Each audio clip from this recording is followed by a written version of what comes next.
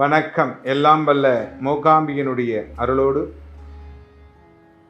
துளாராசியில் பிறந்தவர்கள், இந்த துளாராசியில் வைகாசி மாதத்தில் பிறந்தவர்கள்,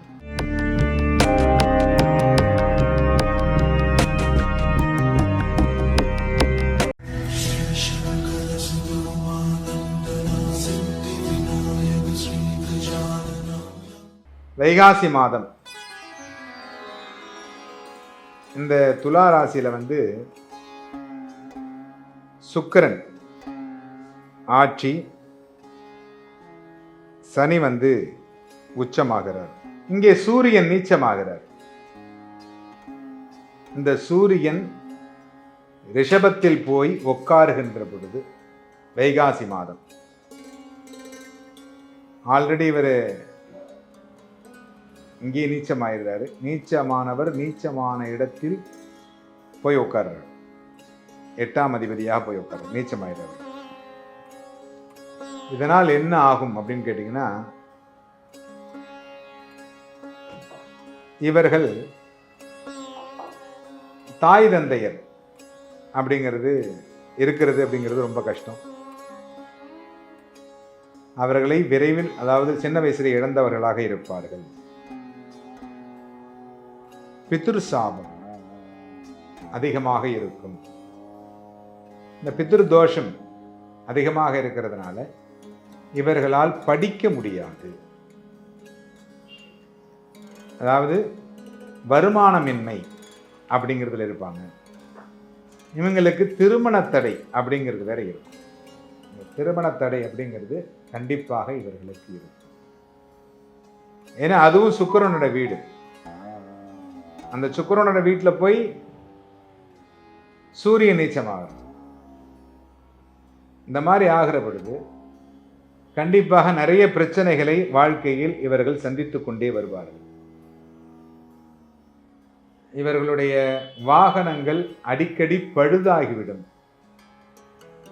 இருசக்கர வாகனம் வச்சிருந்தாலும், கார் வச்சிருந்தாலும், கார் வச்சிருக்க மாட்டாங்க, கார் வச்சிருந்தாலும் அடிக்கடி பழுதாகிவிடும் வாகனங்கள். அதே மாதிரி இவங்க வீட்டில் பார்த்தீங்கன்னாக்க வாடகை வீடாக இருந்தால் அடிக்கடி வீடு மாறிக்கிட்டே இருக்கும். சொந்த வீடாக இருந்ததுன்னா அடிக்கடி வீட்டில் எதனா பிரச்சனை வந்துக்கிட்டே இருக்கும். போர் ரிப்பேர் ஆகும், கரண்ட் பிரச்சனை வரும், திரும்ப ஒயிட் வாஷ் பண்ணுவாங்க, திரும்ப வீடு பள்ளமாயிட்டுருவாங்க, ஏதாவது ஒரு பிரச்சனை வந்துக்கிட்டே இருக்கும். இதற்காக இவர்கள் செலவு செய்து கொண்டே இருப்பார்கள். இவர்களுக்கு பரிகாரம் அப்படிங்கிறது ரொம்ப முக்கியம். கண்டிப்பாக பரிகாரம் செய்து கொள்ள வேண்டும். அப்படி பரிகாரம் செய்து கொண்டால் மட்டுமே இவருடைய வாழ்க்கையில் வெற்றி என்பது அடையலாம். பிதுரு சாபம் நிவர்த்தி அடைவதற்கு அமாவாசை இல்லை சனிக்கிழமை. இந்த நான் சொல்ற பரிகாரம்லாம் பார்த்தீங்கன்னா ரொம்ப சுலபமான பரிகாரமா உங்களுக்கு சொல்லிக்கிறேன். இப்போ திலோகமும் சொல்லலாம், இவங்களுக்கு திலோகமும் சொல்லலாம், திலோகமும் பண்ணலாம். இந்த திலோகமும் ராமேஸ்வரத்தில் போய் பண்ணிக்கிட்டீங்க அப்படின்னா ரொம்ப நல்லது. ஆனால் இவங்களால் திலோகமம் பண்ண முடியுமா அப்படின்னா கண்டிப்பாக முடியாது. ஏன்னா வருமானமின்மை அப்படிங்கிறது இவங்களுக்கு கண்டிப்பாக இருக்கும். இவர்களால் திலோகமும் 50,000 ரூபாய் 60,000 ரூபாய் கொடுத்து பண்ணுறதுங்கிறது ரொம்ப கஷ்டம். அதனால் இவர்கள் சமைக்கின்ற சாப்பாட்டில் அந்த உணவில் பாதி உணவு இவங்க எடுத்துக்கிட்டு மீதி உணவை கொண்டு போய் டெய்லி யாருக்காவது அன்னதானம் பண்ணுங்க. முதல்ல ஒருத்தருக்கு 2 பேருக்கு கொடுங்க.